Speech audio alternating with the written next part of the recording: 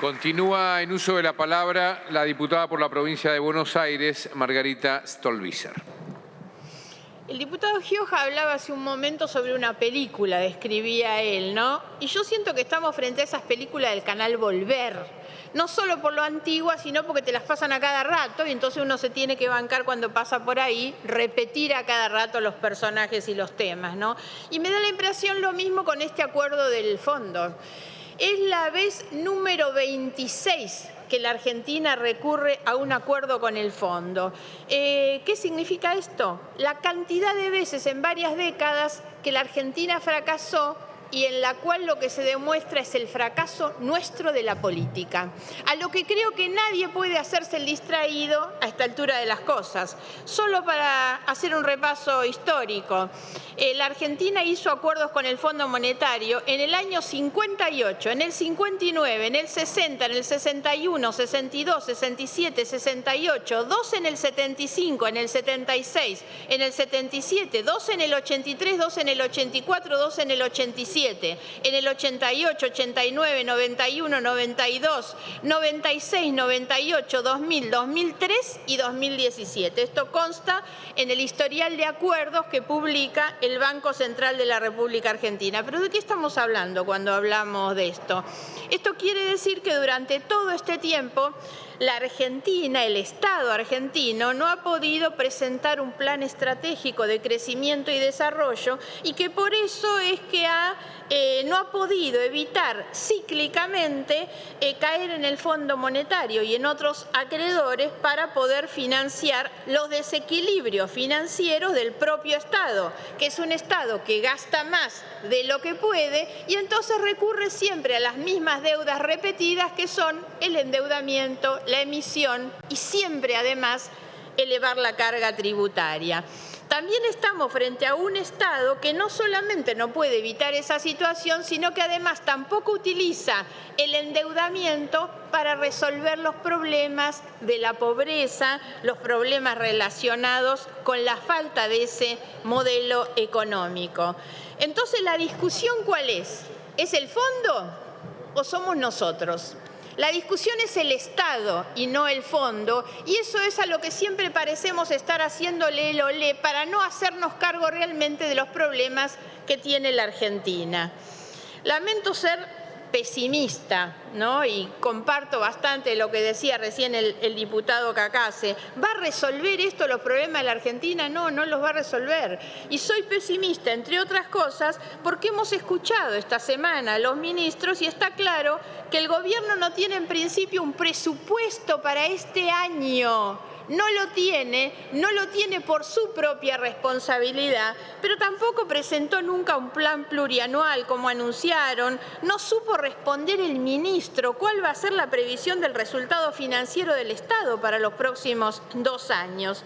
Estamos discutiendo la toma de una nueva deuda pública sin que el Estado comunique sus necesidades financieras para el año que viene y el siguiente. Esto se lo preguntamos reiteradamente al ministro durante su visita y no conseguimos una respuesta. Argentina lidera la recurrencia, el ranking de la recurrencia de las crisis financieras en América Latina, que tiene varias, ¿no? Entonces lo que tendríamos que preguntarnos es ¿por qué volvemos a caer permanentemente en tener que aceptar las condicionalidades que naturalmente ponen aquellos que prestan plata? ¿De dónde surge nuestra debilidad? Y entonces, para repasar, tenemos la década del 60 con gobiernos democráticos débiles, interrupciones militares, la década del 70 con violencia política y con el terrorismo de Estado, al mismo tiempo la apertura indiscriminada de la economía, la dictadura que abrió sus puertas a la deuda, dejando, por supuesto, para lo que fue la transición democrática, un hackeo tremendo por lo que era una deuda absolutamente impagable. Y llegamos entonces a este tiempo, y la verdad es que me quiero detener un poco en este tiempo porque llegamos en una situación tremenda. La situación fue descrita por el ministro en su momento, pero no quiero tampoco dejar de reconocer que de todas esas oportunidades en las que la Argentina recurrió al fondo, posiblemente la peor por sus consecuencias inhumanas fue aquella durante el gobierno de Carlos Menem. Aquel gobierno que que impuso la extranjerización de nuestra economía, la concentración económica, las privatizaciones y, como dije recién, las consecuencias más inhumanas, dejando explícitamente la condena de ese modelo. Llegamos, como dije, al día de hoy con una coalición de gobierno que no se hace cargo, que le sacan el cuerpo realmente, una coalición gobernante que enfrenta problemas con la aprobación de este acuerdo y nos quieren hacer creer que se trata de una cuestión ideológica. La verdad, lo primero que les digo es que es imposible que nosotros podamos creer que hay una cuestión ideológica cuando fueron ellos mismos los que formaron parte de ese gobierno de Carlos Menem votando todas esas normas absolutamente inhumanas, pero fueron ellos también los máximos pagadores con el símbolo del liderazgo político que fue Néstor Kirchner, sin ninguna duda el que más desendeudó a la Argentina con el fondo, el más pagador de todos, pero además fueron ellos los que, entre otras cosas, votaron las famosas leyes de Cavallo, incluida, entre otras cosas, la bochornosa privatización de YPF que incluía las regalías para Santa Cruz. Y hoy le sacan el cuerpo. Yo la verdad quisiera saber si el presidente ya tiene hecha la lista de todos los que se benefician con las cajas y los privilegios de esas cajas, no solo para hacer política, sino para utilizarlas de manera personal, y algunos están haciendo fila acá con los movimientos que protestan en la calle, y otros se han dado el lujo de sacarle el cuerpo a la situación que atraviesa hoy el gobierno. ¿Tiene el presidente la lista de todos esos? ¿Vamos a poder ver realmente que el presidente se hace cargo como se tiene que hacer? No para pedirle a la oposición, sino para marcar la cancha donde tiene que hacer lo que es en su propia coalición. La verdad, vengan a poner la cara para resolver obviamente las cosas que, insisto, yo no achaco responsabilidades al gobierno. Lo que sí reclamo al gobierno es la responsabilidad de las situaciones. Miren, no es de buen político andar llorando la herencia recibida. No es de buen político andar mirando cómo echar las culpas hacia el pasado. Los buenos políticos son los que hacen cargo, los que se hacen cargo de su situación para resolver los problemas, porque por algo se presentan. El día que aceptás una candidatura es sin beneficio de inventario, sabiendo los problemas que tenés, los que recibís, y debiendo reconocer siempre que esto viene de mucho tiempo. Tenemos demasiados pasados con culpas como para que algunos quieran hoy hacerse los distraídos en realidad.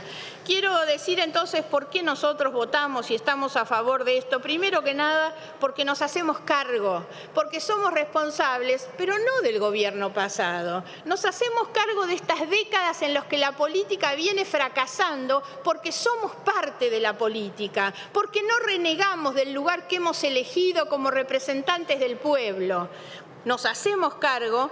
Y por eso insisto en que no vale que ninguno se haga el distraído con esto. Nos hacemos cargo además porque sabemos, como lo planteó bien el diputado Cacase, que esto no resuelve los problemas de la Argentina, pero es sin ninguna duda un mal necesario que nos evita situaciones peores. ¿Por qué estamos en contra de los aspectos que ya fueron descritos por el diputado Romero? Porque no compartimos, porque hay imprecisiones, hay inexactitudes, hay mucho de mentira y de hipocresía también en los programas y en los compromisos que el gobierno está asumiendo. Por eso es que no acompañamos, y esa fue la decisión que hemos tomado, que es decir, le vamos a facilitar al gobierno apoyando este programa de facilidades para la toma del crédito, pero no nos hacemos cargo de aquellos compromisos que ellos asumen en los documentos anexos.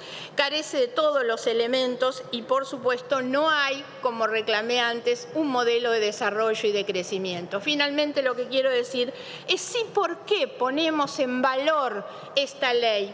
¿Por qué ponemos en valor que esta ley va a ser sancionada en este Congreso seguramente y largamente, ojalá, con más de 200 votos? porque así se deben votar las leyes, porque las leyes tienen que ser el resultado del consenso transversal, multipartidario, plural. Así es como debe funcionar el Congreso. La Argentina no resiste más un Congreso que aprueba leyes por mitades, que aprueba leyes aprovechando las circunstancias de mayorías que se han convertido en tan circunstanciales que ya no son las mayorías de un mandato, son las mayorías que se consiguen, como lo vimos en diciembre, si a uno se le pinchó la goma del auto y no llegó para votar. Y eso cambia el destino de la Argentina cuando las leyes se votan por mitades.